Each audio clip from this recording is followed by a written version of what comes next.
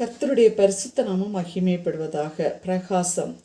தானியேல் 12ஆம் அதிகாரம் 3ஆம் வசனம். ஞானவான்கள் ஆகாய மண்டலத்தின் ஒளியைப் போலவும் அநேகரின் நீதிக்கு உட்படுத்துகிறவர்கள் நட்சத்திரங்களைப் போலவும் என்றென்றைக்கும் உள்ள சதா காலங்களிலும் பிரகாசிப்பார்கள்.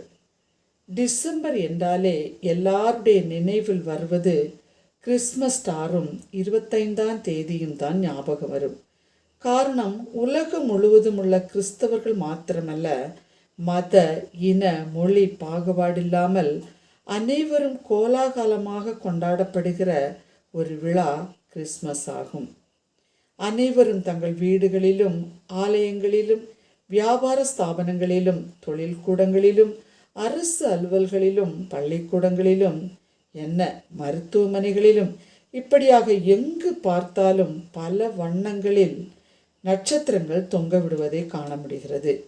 நட்சத்திரத்தின் மகிமையை அறியாமல் இன்னும் பல இடங்களில் தொங்க விடுகின்றனர். வேத புத்தகத்தில் உலகத்திலே பாவத்தை சுமந்து தீர்க்கிற தெய்வ ஆட்டுக்குட்டியாகிய இயேசு பிறந்த இடத்தை காண்பித்தது என்று பார்க்கிறோம். வானத்தில் அநேக நட்சத்திரங்கள் உள்ளது. இந்த விடிவெளி நட்சத்திரமாகிய இயேசு பாலன் பிறப்பை ஞானிகளுக்கு காண்பித்த நற்குணம் நட்சத்திரங்களுக்கு உள்ளது. நட்சத்திரங்கள் ஆகாயத்தில் உள்ளது. இரவுதான் நட்சத்திரங்களை பார்க்க முடியும். சூரியனின் ஒளி பகலில் காண்பதால் இந்த நட்சத்திரங்களை பார்க்க முடியாது. சூரியனின் ஒளியை உட்கொண்டுதான் நட்சத்திரங்கள் பிரகாசிக்கிறது.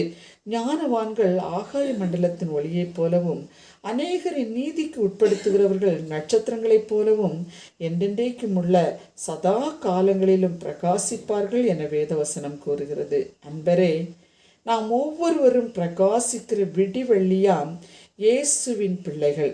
அநேகரை இரட்சிப்புக்குள் வழி நடத்துகிறவர்களாக என்றென்றைக்கும் பிரகாசிக்கிறவர்களாக காணப்பட வேண்டும் என்று ஆண்டவர் விரும்புகிறார். உலகத்திலே வந்த எந்த மனுஷனையும் பிரகாசிப்பிக்கிற ஒளியே அந்த மெய்யான ஒளி.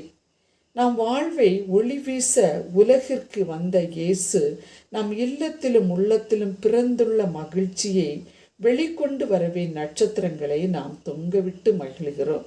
இந்த கிறிஸ்மஸ் வெளிச்சத்தின் கிறிஸ்மஸ் ஆக அமைய வாழ்த்துகிறோம். ஆமென்.